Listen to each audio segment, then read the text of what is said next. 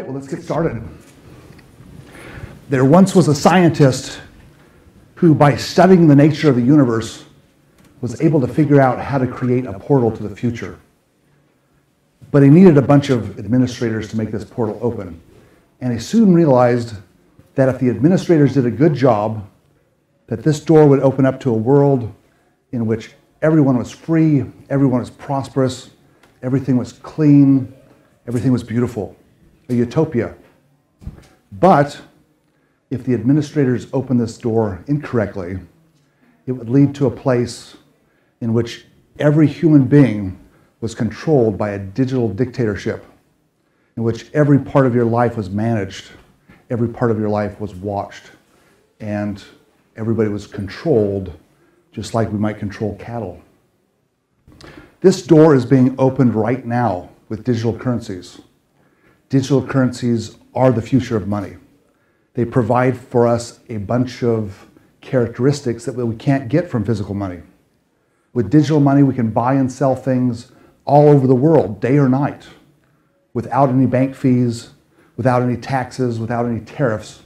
We can get around all kinds of bureaucracy that all the governments of the world put up. But the future of digital currency is very uncertain. We've already seen the creation of the first national digital currencies, the one created by Venezuela. By the way, I've got some slides. I probably should use them. There's the portal.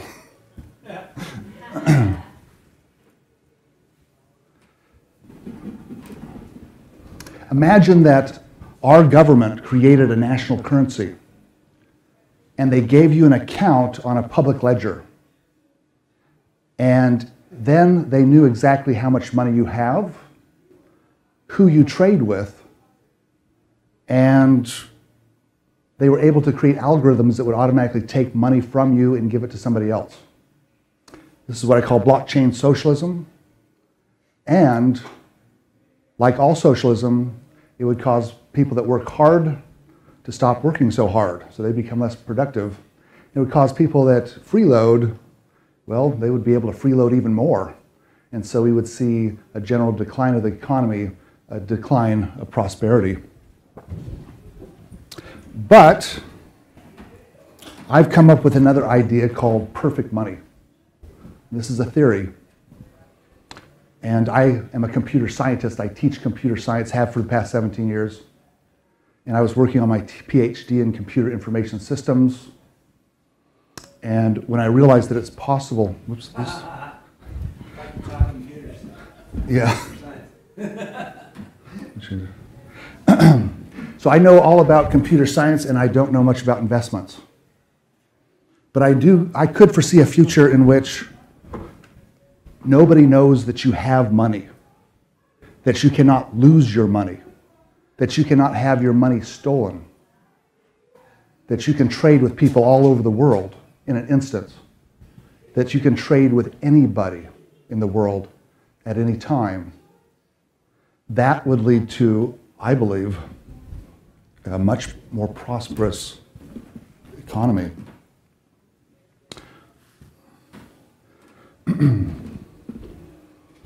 It turns out that economists really don't know much about money.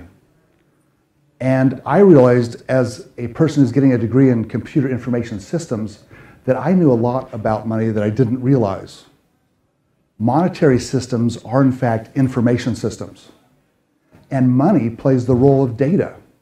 And all of our minds are like computers that process this data. And money controls our entire civilization. And when each of us, all 7 billion of us, or how many there are, wake up in the morning, we have to decide what we're going to do with ourselves. Are we going to go to work, or are we going to stay at home? Are we going to go to the library, or are we going to go to the park? Well, money helps us decide that. We might need some money to buy food. And we then will try to get some money. And where's the best place to get money? Well, it's through work, usually. And which job should we choose?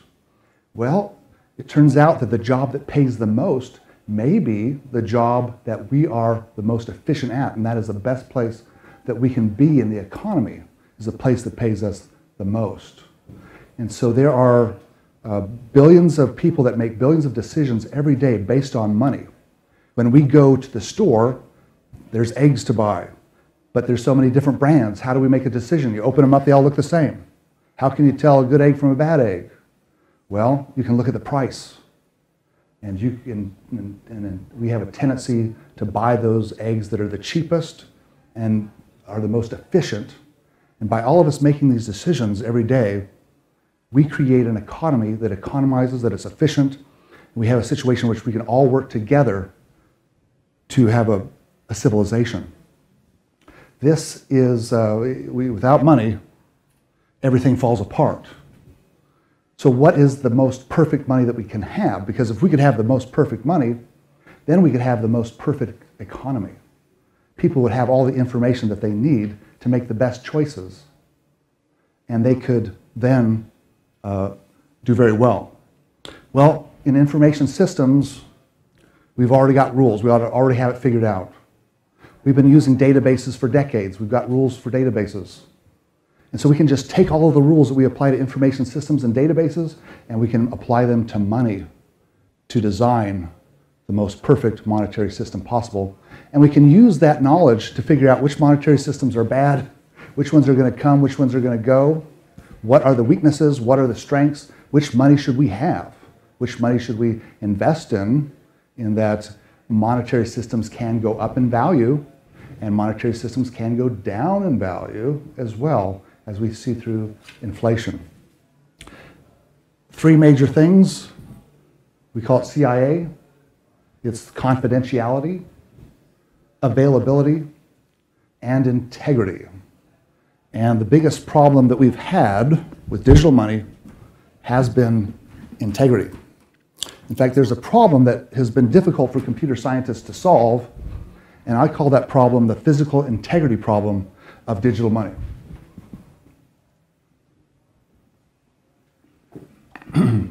Here in California, in the 90s, we had a wonderful digital currency. It was called e-gold, one of the first digital currencies around. People took their gold and they put it into vaults, and then they issued these digital certificates, and people could trade all over the world with these. And they did billions of dollars worth of business. It was a big deal. But then a thief came in, kicked down the door, took the safe, took all the gold, shut them down. That thief was the state of California. And they accused the people that were doing this with money transmitting without a license or something like that. That currency did not have physical integrity. How can we create a currency that some bureaucracy of some state cannot shut down? How can we create a currency in which hackers can't come in and steal everything? How can you create a digital currency that cannot be counterfeited when anybody can take a file that's digital and just copy and paste a million times? How can you stop that from happening? Well, that's the physical integrity problem, and the first digital currency to solve it is called, what is it? Anybody know? Well, it certainly is cryptocurrency.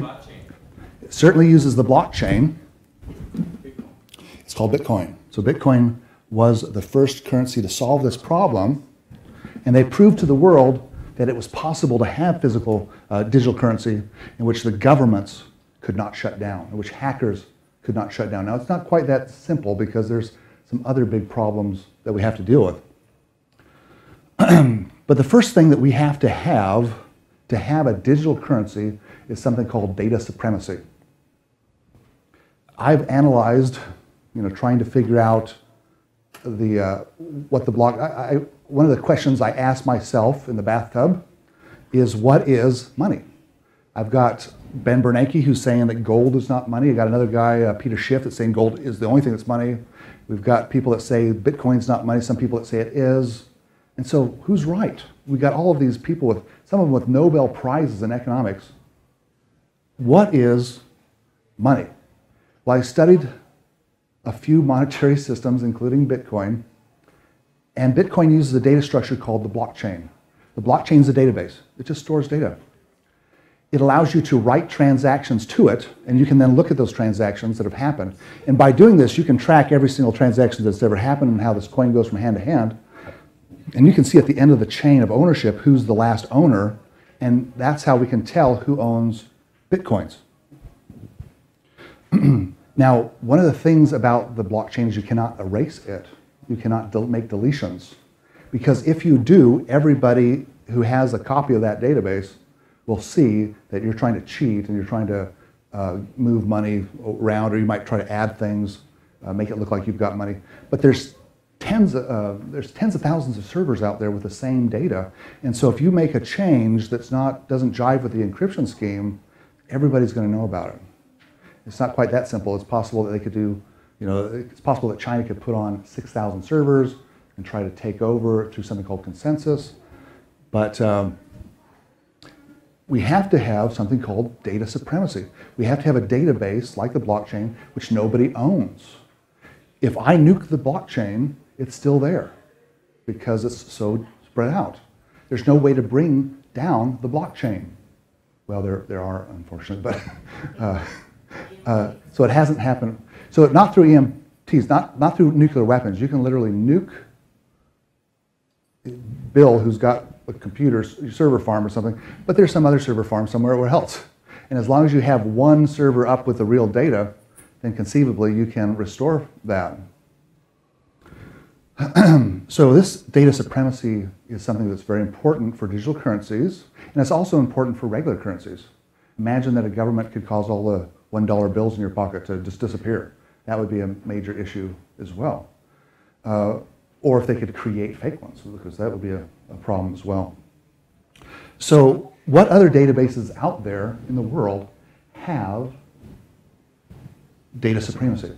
Well, I've created one myself, and I've got a patent on it, and I'll be talking about that. But there's another one called the DNS system, the domain name system. And so the domain name system is a system that you probably use thousands of times a day, and so do billions of other people. What it does is you give it a URL like www.moneyshow.com, and then it takes you to that web page so you can see the content. Now imagine if I was a hacker and I wanted to control what you could read.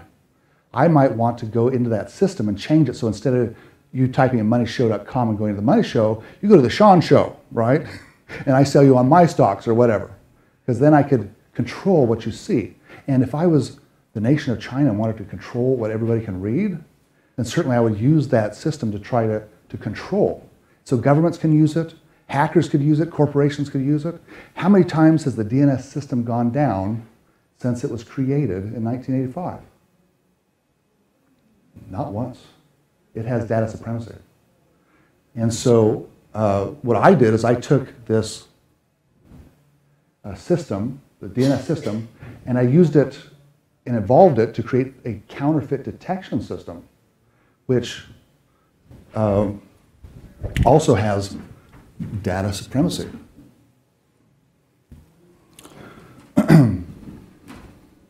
I created something called the RAIDA, the Redundant Array of Independent Detection Agents. And with the blockchain, when you sign, if you want to send somebody money, first of all, you have to have an account on the public ledger. And then you have to have a public key and a private key. And when you want to send somebody money, you're going to connect to the blockchain, and you're going to then transfer it to a person who also has an account and who also has a public key and private key. Unfortunately, now it's being written in the blockchain forever. And I can receive money, and I can click on that person's name, and I can see every transaction they've ever done, if you can imagine that. So it's not private or at all, in any sense of the terms. And so this allows a lot of people to create robots that just track what people are buying and selling. And they'll just do the same thing. They'll look at this guy that's a successful investor, and wherever that money moves, they'll move the same way. It's pretty crazy. But with CloudCoin, which is the currency that I've created, the coins themselves have the authenticity information. And so you don't have to log in, you don't have to sign up. You just have these coins, and you give the coins to somebody else. They check them through the counterfeit detection system to see if they're real or not. And then if they're real, then you'll accept them as money, and if they're counterfeit, then you won't. So it's a completely different paradigm.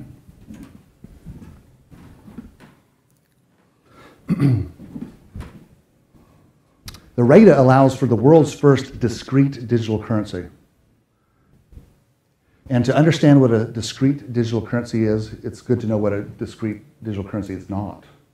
And so I'd like to talk about the island of Yap. The island of Yap is an island in the Pacific Ocean, and it was one of the last islands to be discovered by Europeans. The Europeans arrived, people were very friendly, they were taken to the village, and in the village square, they found this interesting monetary system. The villagers had all of these raised platforms. Each platform represented a different family. And they had all these big stone coins. And every time there was a transaction, the coins would be rolled from one family's platform to another. And you could tell who was rich just by looking at their platform, seeing how much money they had. And you could also tell, of course, who's poor, because they're not going to have any stone coins next to their platform. And suppose you wanted to steal from somebody. Well, you'd probably have to go out in the middle of the night with maybe 10 men or something and lug some of these coins from one place to your platform, and it's going to be pretty darn obvious. So people are actually going to know that you stole it, and they're going to accuse you of theft immediately. Everybody's probably walked by your house that day, and so they know that you didn't have the stone yesterday. They know that it was over at the neighbor's house, and that and something happened. So they have achieved physically the same thing that the blockchain has achieved electronically through encryption. And this is, in fact, a public ledger system, just like the blockchain, only it's done in stone. But this is not a discrete digital money, or this is not a discrete money, in that the money that we use, the dollar bills and the coins, that is separate from any kind of system. Every coin is its own self. And whenever you take a coin or a bill as payment, you've got to make sure that that's real. Because if somebody gives you a counterfeit coin, then you're being robbed, right? The purpose of money, the real purpose of money, is to make sure that when you create value for everybody else, that you get the same value out or even more. So that's what money has to do. Money has to track the work that you put into it, so you can get the same work out or more, even more. If a currency cannot do that, then it has no purpose. Now, if you take a look at the Federal Reserve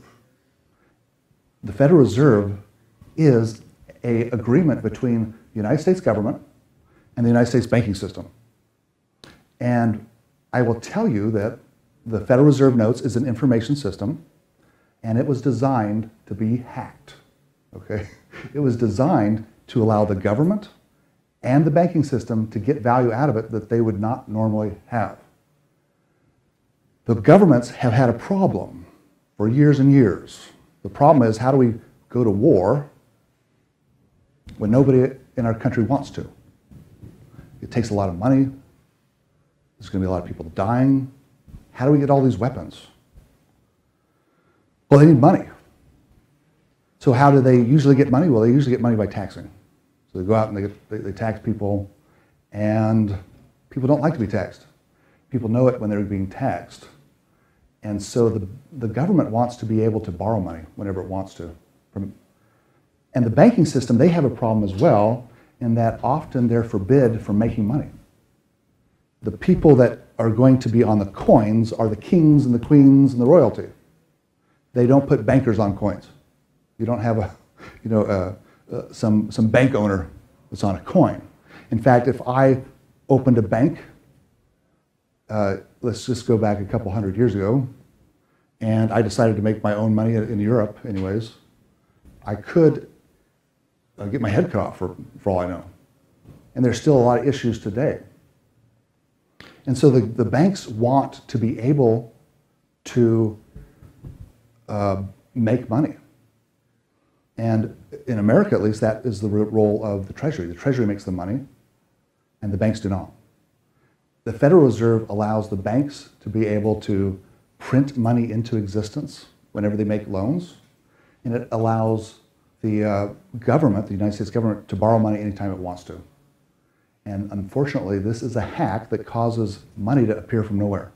Money that should not be there. Money that was not earned. And it defeats the whole purpose of the monetary system, and that is to make sure that hardworking people get stuff that they should have, and to make sure that the people that aren't hardworking are locked out of it, so that everybody has that incentive to be smart, to be efficient, and to work hard, and to create a kind of voluntary society that we all want to live in.